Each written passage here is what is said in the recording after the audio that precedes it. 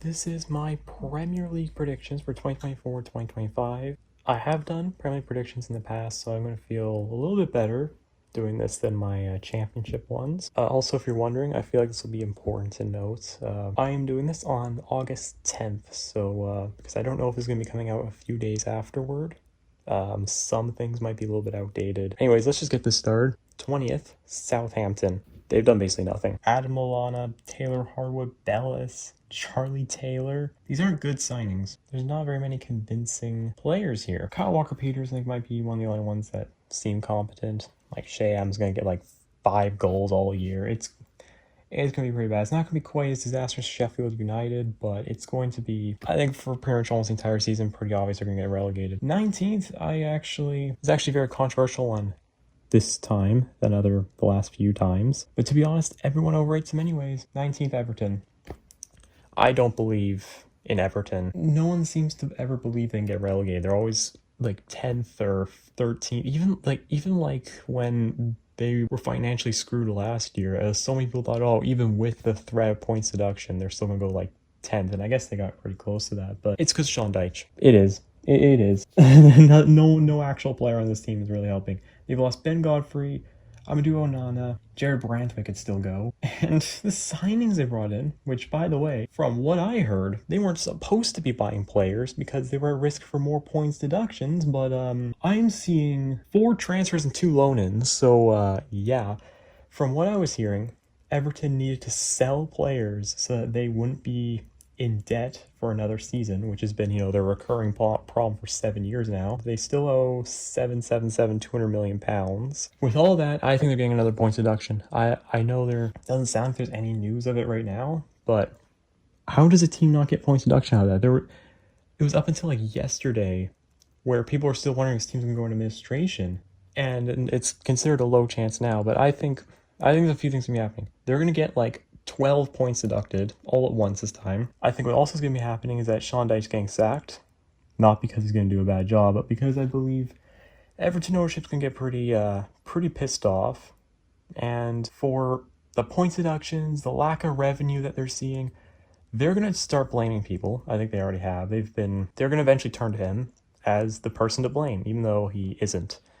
They're going to believe that, oh, we need a managerial change because we didn't get these point deductions without him there, and then there goes their season. I guess he has been the only reason why they've been this good, to be honest. I don't think the team will be the same without him. I think the whole project the project, I know, in quotations, I think is non-existent. I think they're in the same cycle they've always been in, a relegation battle. It's just that there's hope. That's the difference. This is hope. 18th, this is really tough. This is because for a while I was thinking about a team being in 18th. We'll get to that later, but honestly, I don't know now. I think with what I've heard, the potential issues this team's going to be in, I have to put them in relegation. That's Leicester. I was fully expecting for almost the entire time. I've been thinking about my predictions. I mean, of course I'm thinking about my predictions. I would say since the promotions have happened, like once playoffs ended in the championship, I've been thinking about predictions a little bit, but more so in the last few weeks, I've been thinking a lot more about it.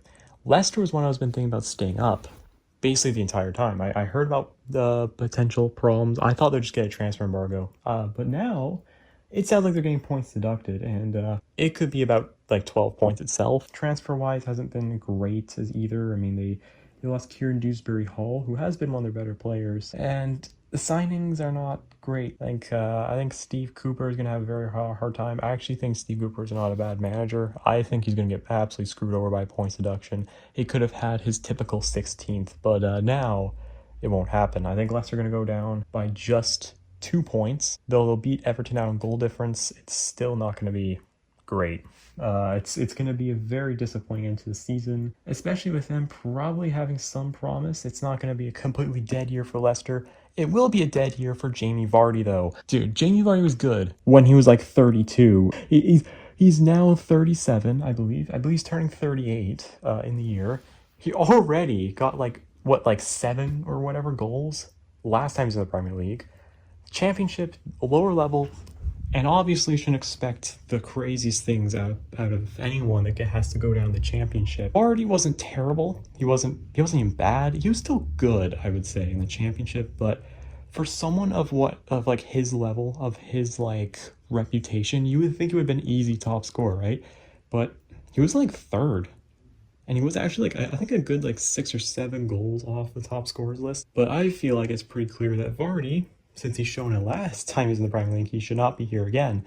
I thought he was going to take that move to Wrexham. He never did. He's going to be with Leicester. I don't even know if he's going to be playing every game. This might be the first time we just see Vardy not play very often. I think Vardy will get 2 goals. In fairness, he'll probably only play about half the season, but still 2 goals for Vardy is going to look really depressing. 17th, Ipswich. This is like a last second change. Yesterday, when I was thinking about this video, I was still having Ipswich in relegation and Leicester staying up. I think Kieran McKenna is a good manager, but I'm not sure how he's going to do in the Premier League. It's already impressive enough that he's done back-to-back promotions, but come on. I think some people are underrating him for sure. Like, oh, he's gonna get last. Like, I remember getting like so mad last year about people saying Luton were gonna get last place. I had them going 17th. I was just like one good result for Luton away from actually getting that right. It would have looked like a genius. We've seen what Luton and Ipswich were doing in prior seasons. You really think they're gonna build their way all the way up like that to get last? Like 20 points? Like 2 wins? Like, no. They're gonna fight. And that's exactly what Luton did. And that's exactly what Ipswich is going to do. 16th. I think it'll be Brentford. Honestly, not the best season from Brentford. They had some of those relegation worries last season as well. And I think the last thing Brentford want is to do that again. Because it was just a few years ago where they thought maybe we can get into Europe. And now they might not even be in the first division. And that's not a good, and all they do is sign 2 players. 15th. Ew, it's gonna have to be Bournemouth for me. This is the first one where I think Bournemouth aren't gonna have a bad year. They're gonna have 40-point safety. There'll be really no relegation worries. It's just that, did lose some players. I mean, Dominic Solanke was, I would say, their best player. He's out. It's just gonna be too tight for Bournemouth to get anywhere higher. 14th, I'm gonna go Nottingham Forest. I think Nottingham Forest can have their big opportunity to make a big jump. I think Nottingham Forest have some good players. They have had good players for a while. I mean, Nuno, I think, is a good manager. I think he's been heavily underrated in recent years. All I'm saying is that with a very similar in quality team, when he was with Wolves in his first year there, he got them 7th. They have a huge opportunity to make a big jump in the table. 13th. 13th is Chelsea. Yes, I'm going to be putting Chelsea in 13th. Which is, by the way, lower than it was a couple of years ago, where they had absolutely just fucking awful season. I still can't believe they went 12th place like just 2 years ago. 2 years ago. I mean, last season, I think Chelsea absolutely fluked 6th place. 6th? Are you kidding me? Almost all year they're like 9th or 10th, and then like they had one match week where they were 6th or higher, and that was the last game. The reason why I think they're able to get that high of a placement, because every other team that they're in competition with, especially near the end of the year, were all teams that are in Europe. Newcastle, Manchester United, West Ham, I believe were all Europe, all in that year. So they were able to jump in front of them right at the end of the season, when really a placement like a 9th or 8th, if they were actually in Europe, was more likely. Then why am I putting them even further back than the last 2 years? Firstly, they're in the Conference League, and although it's kind of, the Conference League for English teams, for the top 5 major countries in Europe, Conference League's kind of laughable. Chelsea, despite how bad they are, I think they can get pretty far in that. There's not a lot of big teams in the Conference League. They're gonna have they're having like an early stage match against Servette from Switzerland. They could be spending almost all year having to do multiple midweek matches. And yes, they've bought a lot of players, but the thing is, these transfers suck. All right, I'm just gonna say it. This is quantity over quality. This is like the definition of it. They're buying so many players that aren't good enough for the level that they're just gonna. It's going to suck. They have 8 goalkeepers. Not a single one would be a starter on a team that makes top half this year. Not a single one. It's a mess. I can't put this team any higher. Enzo Maresca is going to be sacked after 7 games. And then who are you going to bring in? You're going to bring in Frank Lampard back. And then just lose the next 10 games in a row. 12th. I think I'm going to go Fulham. Pretty typical year for Fulham, I would say. Some people seem to think that Fulham are going to completely collapse. I don't think so. 11th, Wolves, honestly, maybe a little high. I think Wolves has some good players. Gary O'Neill is, I think he's good enough for mid-table Premier League level. So into the top half and 10th, I think this is where I'm going to have Brighton. I think this is a fair spot for Brighton.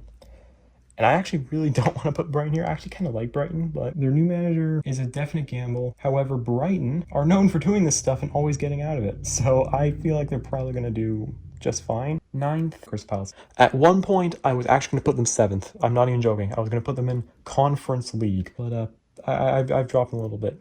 I think 9th is still a great year for Palace, though. Oliver Glasner is really proving to be a good manager for Palace. Really the best thing Crystal Palace could have asked for after Roy Hodgson. Some may say I've already had a few hot takes. Some really hot takes in this video. This might be the hottest one. Spiciest one. Maybe the stupidest one. But I'm going to say it. 8th place. Liverpool. So why would a team just went 3rd place go 8th? I mean, Manchester United kind of did that. So Liverpool hasn't signed a player too. That's part of the problem. My big issue with Liverpool is Arne Slot. To me, this scene, I'm making a video about Manchester United's 2013-14 season. So maybe it's just me really noticing it right now, or maybe it's just me overreacting because this feels very similar. But so Manchester United, when Alex Ferguson left, the team was getting older. There was a lot of players heading to their 30s. Liverpool is pretty similar to that too. They got players like Van Dijk, Alisson, Mohamed Salah, Andy Robertson. There's quite a few of their major players right now into their 30s. Some of them pretty far into their 30s that could very well massively decline during the offseason. I think Van Dijk and Salah could very much do that. They're at that age range. That is an age range where players definitely start declining, and honestly they could have been declining this past season. We haven't really noticed. They also have some like younger players that haven't quite proven themselves, that people are very excited for, similar to Manchester United during that time. But not only that, the managerial change. Arne Slot, hyped young, somewhat younger manager, having success elsewhere at Feyenoord. Very, to me, eerily similar to David Moyes. A kind of up-and-coming manager, was doing great with Everton, getting massive hype. Exactly what's happening right now. What ended up happening with Moyes, part of it was, well, he couldn't really handle such a high level, but also some of the players just didn't want to listen to his tactics because he wasn't Alex Ferguson. Some of these players at Manchester United have only taken orders from Alex Ferguson or only really had a deep connection with the manager in that. I see that with Liverpool too.